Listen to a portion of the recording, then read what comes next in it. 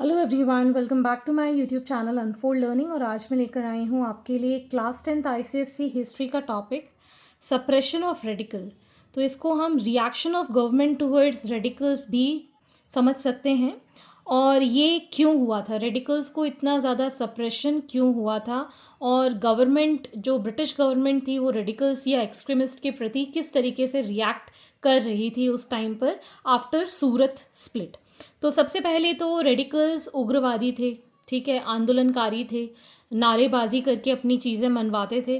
तो जब वो सूरत स्प्लिट में मॉडरेट से अलग हो गए थे तो उन्होंने बहुत ज़्यादा आंदोलन वगैरह किए, जिसके कारण वो बहुत ही ज़्यादा पॉपुलर हो गए।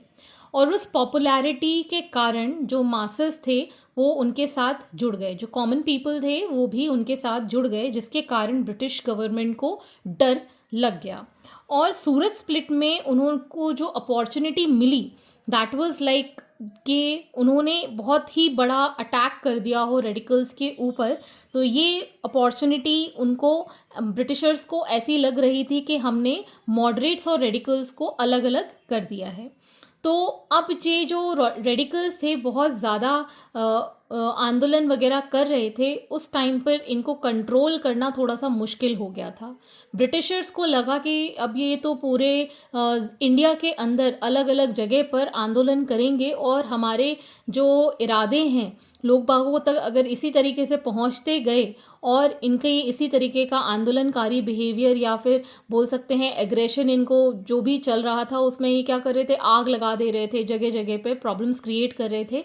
इस कारण से ब्रिटिशर्स को थोड़ा सा खतरा लगने लगा था कि ये जो कॉमन पीपल हैं उनमें भी नेशनैलिटी की भावना जाग रही है, वो भी हमें कुछ कुछ चीज़ों के लिए फोर्स कर रहे हैं। तो उन्होंने क्या किया, जितने भी आंदोलनकारी थे उनको पकड़ पकड़ के वो जेल में डालने लगे अलग अलग एक्ट्स के अंडर में। तो यहाँ पर 3 act, several laws were passed.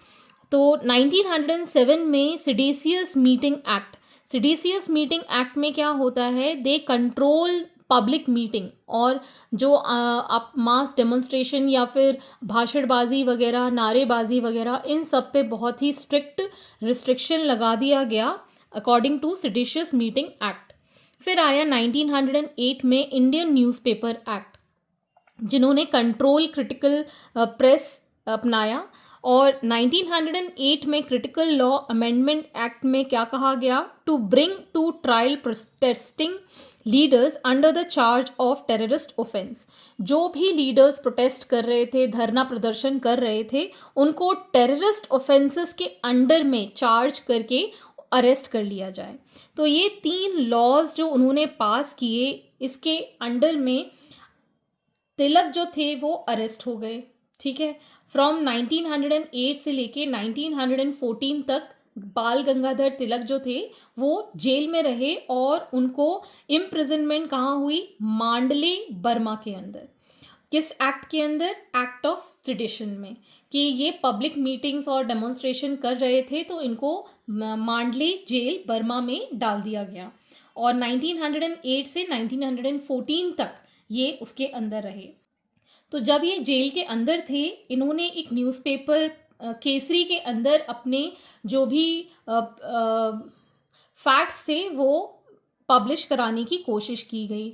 जिनको इन्होंने सपोर्ट किया रिवोल्यूशनरी ने, एक तो खुदीराम बोस थे और प्रफुल्ल चक्की थे। ये 2 नाम आप याद रखिएगा जिनको ये सपोर्ट करते थे। तो इन दोनों ने मिलकर एक बॉम्ब फेंक दिया किंग्स फोर्ट, जो कि जज थे मुजफ्फरपुर में, और 2 इंग्लिश लेडीज इसके अंदर मारी गई, ठीक है। तो मुजफ्फरपुर में ये जो हत्याकांड हुआ जिसमें इन लोगों ने बम फेंका, उसका बहुत ज़्यादा इम्पैक्ट हुआ।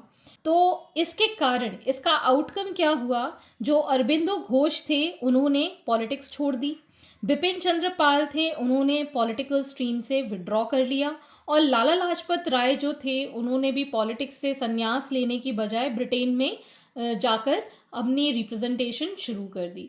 तो यहाँ पर क्या हुआ, जो जितने भी रेडिकल्स, जितने भी एक्सट्रीमिस्ट थे, सब अलग थलग हो गए, और इनकी पूरी पार्टी जो थी वो बिल्कुल एक तरीके से शैटर हो गई, अलग अलग दिशाओं में बट गई, और मान लीजिए कि ख़त्म सी ही हो गई थी। सो इस वीडियो में हमने पढ़ा सप्रेशन ऑफ रेडिकल्स। सो हम पढ़ रहे हैं हिस्ट्री हैंड रिटन नोट्स के फॉर्म में। Let me know in the comment section कि आपको मेरी वीडियो कैसी लग रही है। अगर कंटेंट पसंद आ रहा हो, यूजफुल लग रहा हो, तो please do like the video and share it with your friends, and don't forget to subscribe my channel and press the bell icon for future notifications. See you in the next video with new topic. Thank you for watching.